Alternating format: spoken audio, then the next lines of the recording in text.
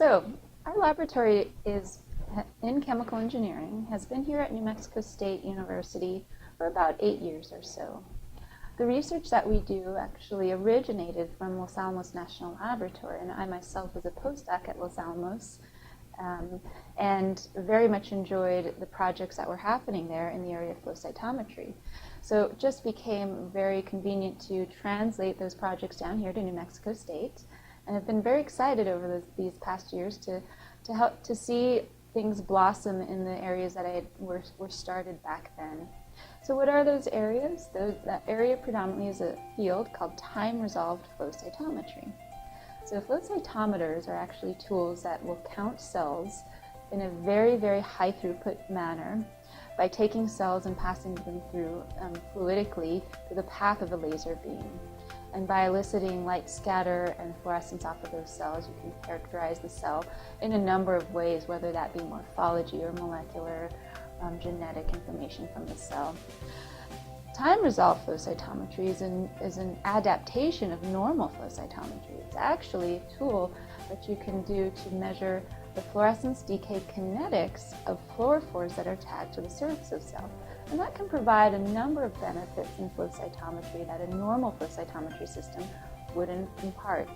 For example, you might be able to look at the protein location within a cell by just simply measuring the fluorescence lifetime or this decay kinetic property of a fluorophore. You might also be able to discriminate among fluorescent colors that typically overlap spectrally that you wouldn't otherwise with normal optical filtering, and you can do that with fluorescence lifetime. So we've, over the years, demonstrated a number of benefits of fluorescence lifetime, but we're always still interested in interesting new projects that are more related to biomedical applications, more specific to certain types of biomedicine areas. For example, we're currently interested in a particular cancer application, which we're studying the metabolic features and metabolic mapping of cancer cells at this high throughput level. So yes, we are interested in hiring students in our laboratory. I'm always looking for great students who are motivated.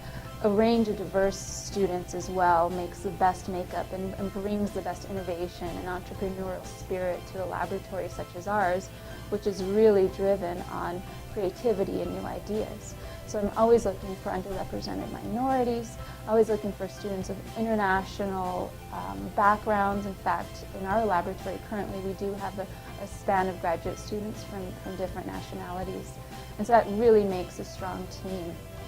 Yeah, I really like to think of my lab as a vibrant place. Often we are always welcoming to visitors that might come in. In fact, some examples are we have former scientists from Los Alamos National Laboratory come down, and they host a build a flow cytometer lab for students at New Mexico State, particularly students in the bioengineering class.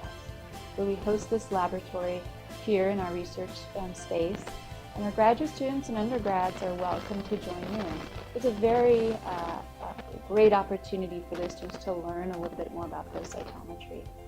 So the qualities I'm looking for in a graduate student are simply one in which a student is very much motivated to try something new, very much interested in getting their hands sturdy and getting and tinkering with things and playing with tools, but also really students who can think critically about the design of an instrumentation system and how that system works, what makes it work, and how they can actually bring new ideas to make it more optimal. We are an engineering lab, so a lot of our projects are driven towards a direction of commercialization.